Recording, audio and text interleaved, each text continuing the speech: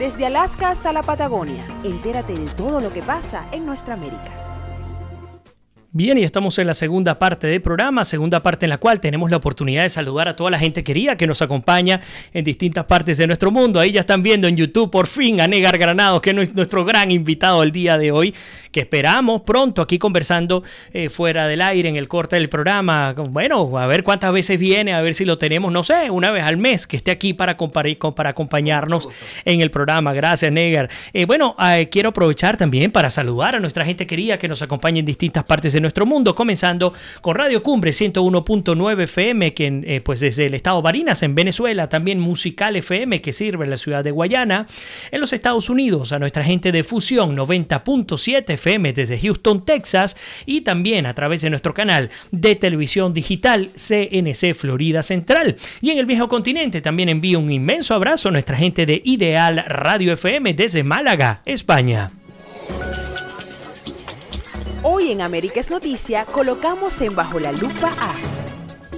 Y en Bajo la Lupa continuamos con el abogado venezolano Negar Granados. Además, acaba de venir, hace que será el jueves. Estuvo en Bailey, además un amigo en común. ¿Fue el jueves o el viernes? El miércoles. El miércoles estuvo con Jaime Bailey, el gran martes amigo. Estuve con Oscar Aza. Con Oscar Aza, correcto. Y hace que será 2 semanas estuvimos también con Oscar. Con Oscar, eso sí, correcto. con Oscar y con Alejandro Marcano Santelli. Bueno, ¿qué te parece, Edgar? Edgar Negar. Si incorporamos, por supuesto, los comentarios. Fíjate que, por ejemplo, Leopoldo dice, debemos dejar de darle legitimidad a ese evento. Algo ilegal no se le da ningún otro nombre ni legitimidad.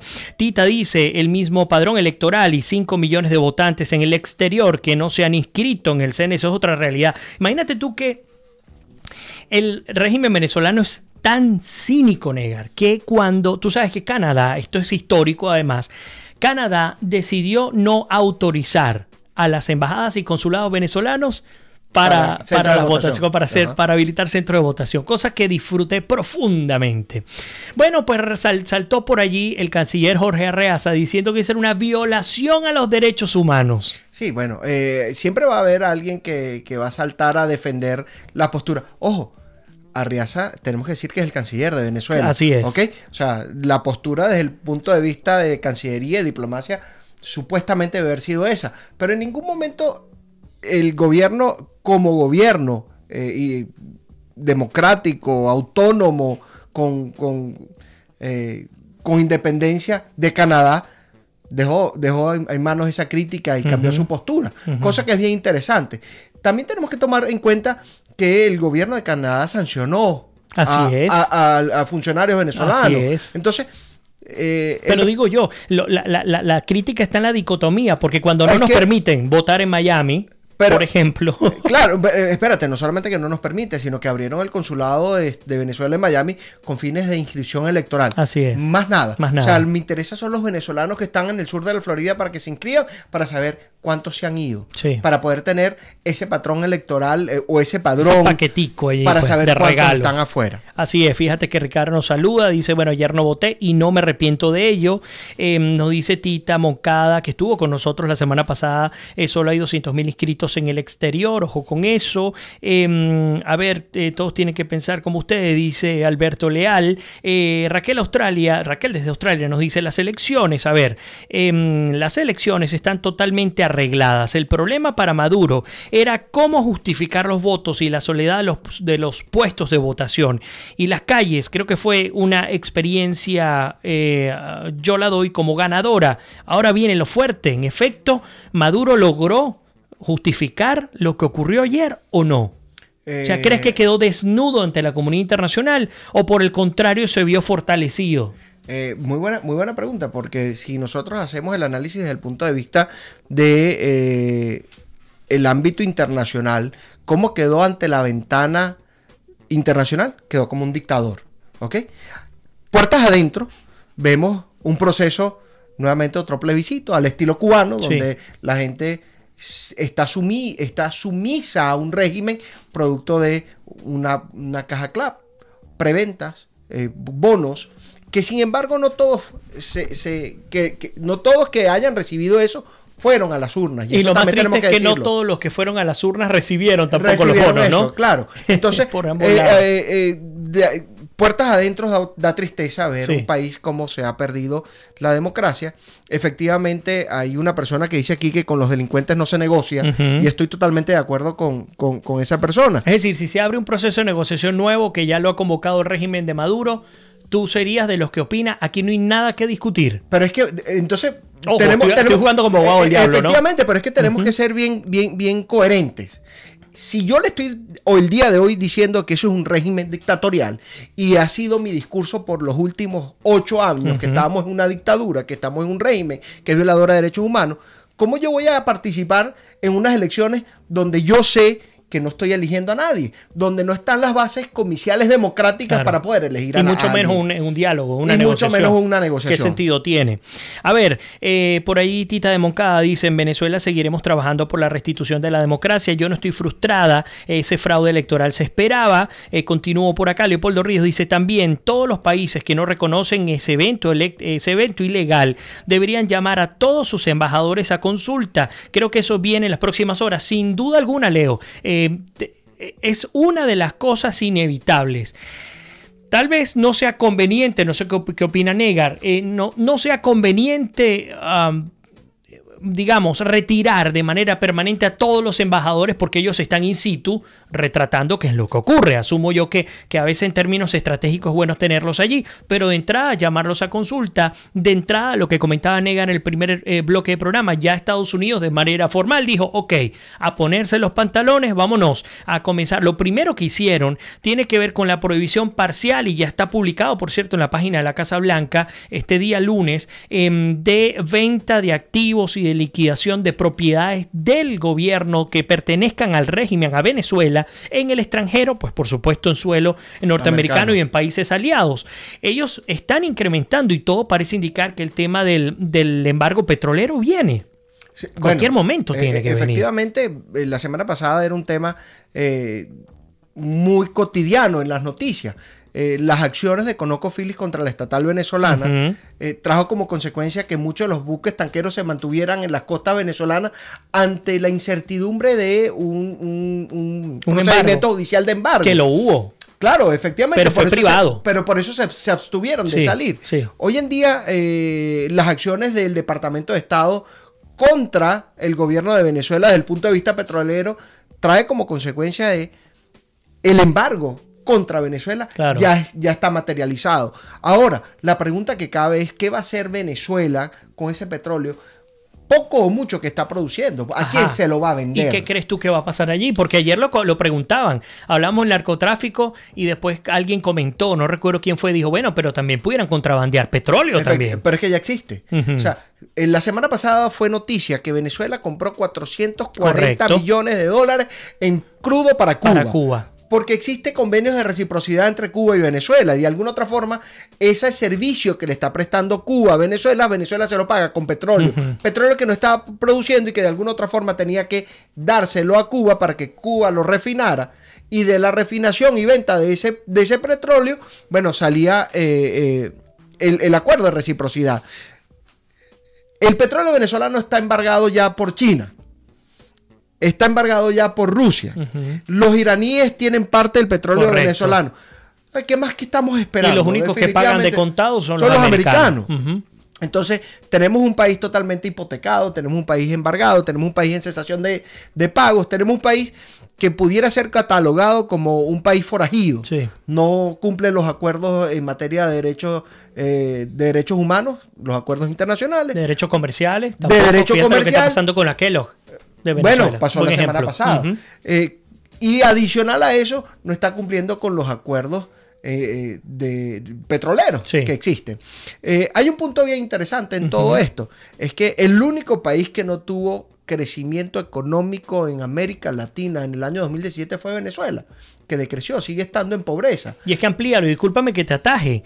¿Cuántos años tiene Maduro gobernando de facto como usted lo quiera? 5 años. Bueno, resulta que Venezuela tiene 5 años decreciendo con el PIB. Es negativo. O sea, no solo este año, es que todos los años, y para el argumento de aquellos que apoyan, muy pocos por cierto, en promedio, para que tengamos una idea, vendría a ser porque no, bueno, sí, si hablamos del 15% de la población como voto duro del chavismo, 1.5 por día. Entonces, 10, sí. vamos a darle el decimal que falta, ¿no? 2. Ok.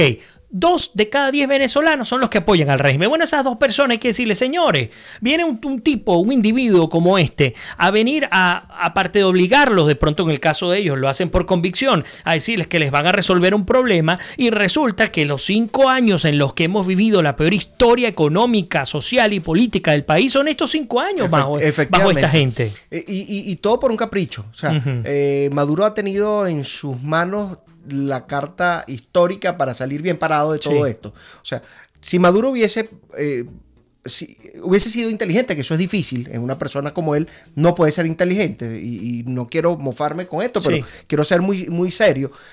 Hubiese permitido la ayuda humanitaria, hubiese permitido el canal humanitario, hubiese permitido los alimentos y las medicinas, hubiese mejorado un poco las condiciones del venezolano dentro de Venezuela, hubiese parado la migración desbordada que existe hoy en día. Maduro no estuviera en la posición que está hoy en día. Pero no lo sé negar, no estoy de acuerdo contigo, porque fíjate que dentro del esquema que manejan los autoritarismos, tú lo que acabas de describir es lo que procuró el Stalin de Rusia, Fidel en Cuba, o sea, la China comunista, es decir, ponerlos a pasar hambre, ponerlos a morir por no tener medicinas, es decir, arrodillarlos completamente. Efectivamente. Si tú lo dejas en manos de terceros, debilitas tu estructura política y control social. Lo estoy diciendo como una paradoja. O sea, definitivamente, si él lo hubiese hecho, hubiese tenido en sus manos un buen aval. Pero no lo hizo. Por consiguiente, sigue siendo el régimen catalogado como régimen a consecuencia de esas acciones. No podemos perder de vista, y este programa me imagino que lo escuchan muchos cubanos, no podemos perder de vista la situación del Mariel. Cuando el Mariel llegó a las costas de los Estados Unidos por intercambio humanitario, definitivamente en el Mariel, si bien es cierto, no todos los que venían eran delincuentes, muchos que fueron embarcados por el régimen de Fidel Castro eran espías. Eran delincuentes. Sí. ¿Con qué finalidad? Con la finalidad de dañar los países que no le eran aliados. Vemos cuál es la situación que pasa hoy en día en Colombia. En Cúcuta, eso es correcto. Que vemos que está pasando en Brasil. En Perú también. Pero espérate, Perú por lo menos tiene una frontera un poco más lejos. Te entiendo, ok. Brasil, las parturientas de Venezuela se están yendo a parir a Brasil porque no existen insumos que garantice la vida de la parturienta y la vida del nuevo infante. Adicional a eso, vemos cómo las personas pasan la frontera sin ropa. O sea, sin ropa, sin ninguna maleta. Sin encero, solo la ropa que tienen puesta para poder hacer vida, y van pasando fronteras. Van pasando fronteras Perú, Ecuador, para llegar a Chile, para llegar a Argentina, sin importar el tiempo, sin importar el medio de transporte. Sin recursos, sin medios, eso es correcto. Entonces, definitivamente estamos viendo que Venezuela está exportando infelicidad. Porque esa persona que está llegando a Colombia está exportando también hasta delincuencia. Y ojo, quiero ser muy concreto, no estoy llamando a los venezolanos delincuentes, porque la gran mayoría que están pasando por las necesidades son personas honradas, honestas. Pero sí, definitivamente tenemos que entender, así como Colombia, Venezuela importó el secuestro, importó el homicidio por encargo, Venezuela, de Colombia. Hoy en día se están importando a Colombia muchos delitos que fueron perfeccionados en Venezuela. Y además lo que siempre he dicho, bueno, siempre no, en los últimos 2 meses, la preocupación de entender que tienes a un ELN metido hasta hasta 2 cuadras donde yo vivía en Guayana. Eso es una realidad. Eso es algo que no podemos perder de vista. Fíjate, Venezuela sirvió como un terreno de distensión para las FARC, en su momento las FARC, pero hoy en día Venezuela ya tiene sus propias guerrillas. Tiene el ELN y las FBL, las Fuerzas Bolivarianas de Liberación. Ojo, Venezuela está asediada por los guerrilleros. Los guerrilleros son terroristas. Los guerrilleros es el brazo armado del narcotráfico, y el narcotráfico es el brazo económico de la guerrilla. O sea, nada más y nada menos el caldo del cultivo que existe dentro del territorio venezolano. Tú hablaste de Guyana. Guyana es un país fronterizo con Brasil. Valencia no tiene frontera con ningún otro país. Valencia es un estado, Carabobo es un estado central de Venezuela. está la guerrilla caminando, por supuesto, sin ningún problema. Así es. A ver, Mariela Llerena dice carnet obligado porque con eso los controlan. Bueno, ustedes vieron, los videos son dramáticos de la gente aterrada con los carnets. Imagínense esto, sus dos carnets. Recuerdo un señor que tenía el carnet de la patria y el carnet del partido. Y cuando se veía a este señor y se le preguntaba, bueno, aquí estoy y con el carnet y vengo a votar y como con mucho miedo, porque incluso se le preguntaba por el hambre y decía que era culpa de los empresarios, y después a una señora también se le preguntó en Guayana que por qué ella votaba con el carnet y decía, no, yo estoy votando con la cédula, pero ¿por qué lo trae? Bueno, se pone nerviosísimo porque están actuando bajo obligación, bajo extorsión, que fue lo que yo les dije ayer. Hay una extorsión electoral, pero eso sí, esa extorsión electoral no funcionó para absolutamente nada.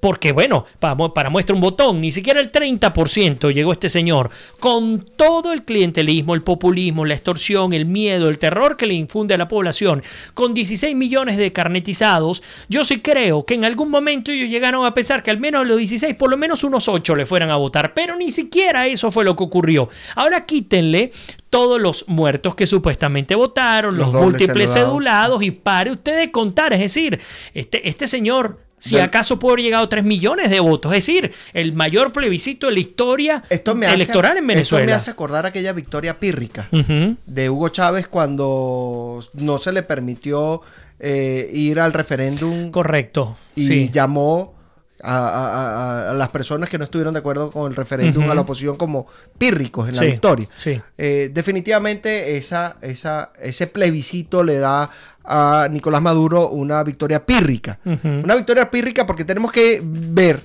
en el contexto que del patrón electoral, lamentablemente no depurado, sigue siendo una cantidad ínfima los que fueron a votar, y de esa cantidad ínfima, ¿de dónde sacaron los 6 millones de votos que no están representados? Así sin duda. Bueno, justamente Jaime Ortiz nos dice, yo creo que votaron o que no votaron ni 4 millones de habitantes. Guillermo Rivera nos dice, Maduro, corrupto, asesino. No puedo decir la primera, Guillermo, porque estamos al aire para nuestras emisoras. Tania Mayorani dice, todos los países deben expulsar a todos los embajadores y trabajadores que dependen del gobierno venezolano. Mayerlin González nos dice, porque si votabas, le dabas más oxígeno y garantía que estás desacuerdo con este gobierno. El no haber ido a votar dejó bien claro que no estamos de acuerdo y que si votábamos o no, ellos ya tenían el escenario listo para el triunfo de Maduro. Ahora queda eso, la lucha en las calles. Ricarda Rodríguez también, quiero incorporar por supuesto los comentarios, dice, los resultados no sorprenden a nadie, pues ayer tuvieron que sacar de sus casas a todos los carnetizados, pero ni siquiera todos, insisto, Ricarda, yo creo que aquí los grandes sorprendidos son los chavistas, los grandes sorprendidos son los que pertenecen a la dirigencia del Partido Socialista Unido de Venezuela. No sirvió el miedo, aunque la gente esté votando, algunos de ellos, para conseguir siquiera una caja para poderse alimentar y creer que van a poderle dar un bono para poder comprar 1,5 kilos de queso, por más ridículo que eso suene, y personas que lo han hecho por la necesidad, yo no los critico, no sé si tú lo haces, pero yo tengo que estar en los zapatos de ellos. Y menos lo critico cuando tenemos familia dentro de Venezuela que tiene que mantenerse con esas normas. Así es, yo lo decía ayer, yo teniendo mis hijas, yo no sé qué haría, no puedo decir que iría o si iría o no a votar. Yo aquí estoy muy cómodo y puedo decir que no, pero yo no critico al que lo haya hecho. Ahora bien, independientemente de lo que sí me llama poderosamente la atención, que fue lo que Negar advirtió al principio, es que no funcionó la maquinaria roja, no funcionó. Y yo lo comenté hace algún tiempo, este régimen entró por la misma razón por la cual va a salir, y la razón es fundamentalmente económica. Ya está trancado el juego, sin duda alguna. Adelante. Hay algo que quiero llamar la atención, y es que definitivamente la desesperanza que tenemos muchos venezolanos por el cambio, porque queremos un cambio rápido, nos trae a no ver lo que está pasando. Definitivamente dentro de Venezuela pocas instituciones están democratizadas, todas están secuestradas, pero yo creo que la población civil, estoy seguro y confío en que la población civil, la sociedad civil, los militares institucionalistas y la ayuda y la ayuda humanitaria internacional van a ayudar para que Venezuela salga de este atolladero que ha cobrado muchos muertos. Y poco hablamos de lo que son la violación a los derechos humanos. Poco, pero definitivamente en Venezuela existe una violación reiterada y sistematizada a los derechos humanos.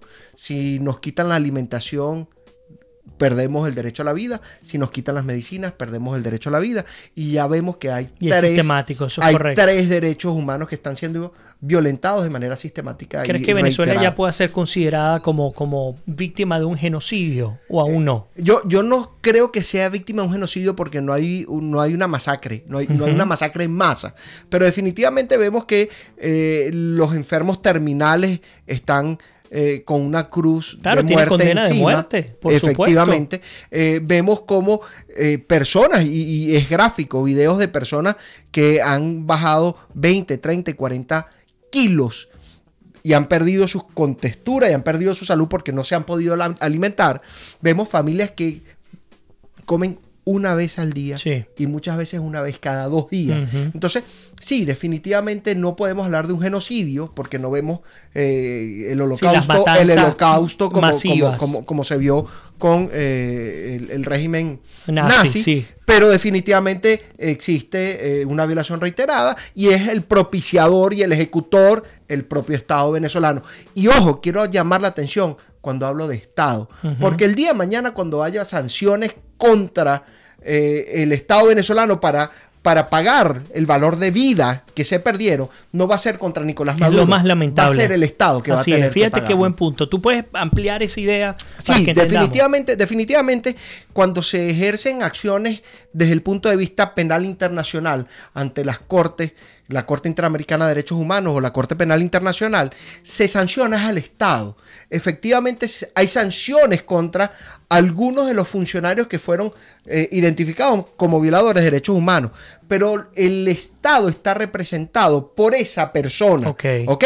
Entonces, cuando nosotros vemos que la sanción es contra Venezuela, el que va a pagar es el Estado venezolano. El que repara es el Estado. Efectivamente. Independientemente de que ya estos individuos no gobiernen. Venezuela fue sancionada por la Corte Penal, por la Corte Interamericana de Derechos Humanos, por el caso Retén de Katia, cuando el 11 de noviembre del año 92 se le dio puerta franca a los presos y fueron masacrados.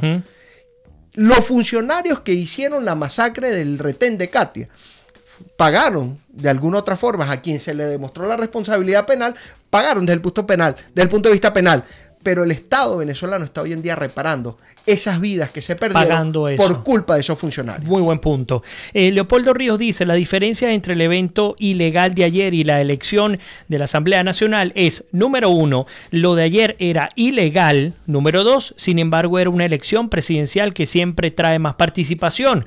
Por consiguiente, ¿qué más que demostrado el rechazo del evento de ayer por parte de los venezolanos? Muy buen argumento el que nos comparte Leopoldo Ríos. A ver, Zuli nos dice, plan B de Nicolás Maduro fue Bertucci, el plan C de Nicolás Maduro fue Falcón. José Caballo dice, buenas tardes, saludos, con delincuentes no hay diálogo.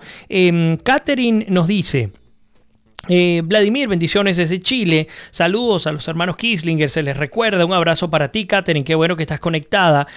Alfredo Guillén dice, lo bueno es que ayer de verdad se acató lo que se le pedía a la sociedad civil, ya que si nosotros en el 14, el 16 y el 17 estábamos en las calles y nos criminalizaban ayer, de verdad se acató y ojalá se acaten todos los llamados. Rafael Santeliz dijo, bueno, el Guaro, Rafael Santeliz de Portugal, un abrazo, bienvenido.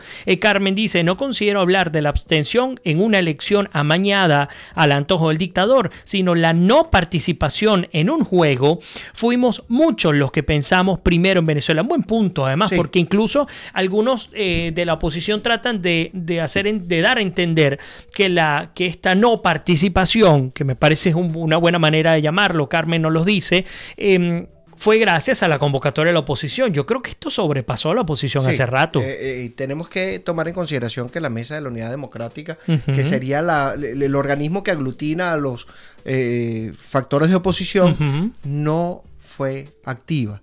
La activación fue de la sociedad civil, que merece el reconocimiento de no ir a participar en ese fraude electoral. quiero hacer un punto, Adelante, Vladimir, que es bien interesante. Y es que esa participación o esa falta de participación o esa abstención es directamente proporcional a la participación que tuvimos cuando llamaron a referéndum y se sacaron 7.056.000 personas diciendo que no estaban de acuerdo con el referéndum de Hugo Chávez. ¿Dónde está esa población civil que tiene que capitalizar esa manifestación en calle? Entiendo lo que dice el oyente de que en el 2014 estuvimos en la calle, en el 2016, en el 2017 y fuimos criminalizados. Sí, definitivamente, pero los problemas de Venezuela se resuelven inicialmente en Venezuela. Sin duda. Con la participación de los venezolanos. Y después vendrán las ayudas humanitarias internacionales. Pero mientras tanto no exista dentro de Venezuela un movimiento que lleve adelante el desconocimiento de este régimen, no vamos a salir adelante.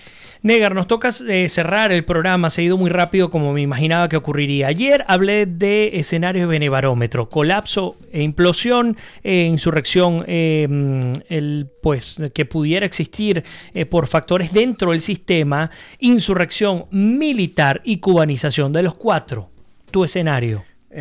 Un cóctel.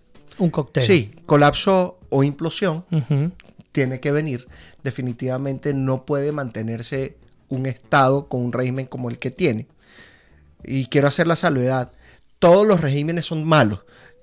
Cuando Pérez Jiménez gobernó en Venezuela fue violador de derechos humanos. Cuando Pinochet estuvo en Chile fue violador de derechos humanos. Pero eran dictaduras de derecha. Dictaduras militaristas, no dictaduras de izquierda. Comunistoides o comunistas como la de que hoy en día está en Venezuela. Sí. No podemos hablar de gobierno. Es verdad. Rige en Venezuela porque es un régimen.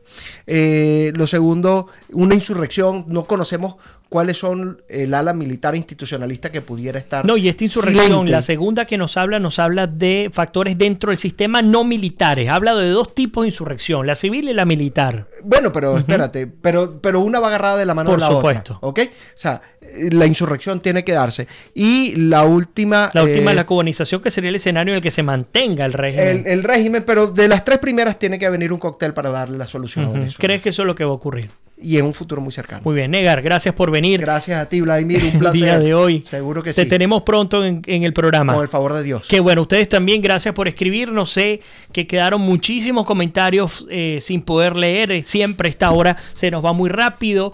Seguramente Negar tendrá oportunidad cuando regrese ya a Miami de revisarlos. Igual yo un poco más tarde. Les espero mañana. Mañana voy a estar con ustedes, como de costumbre, a las 6 de la tarde, hora del este en los Estados Unidos, para nuestros medios digitales.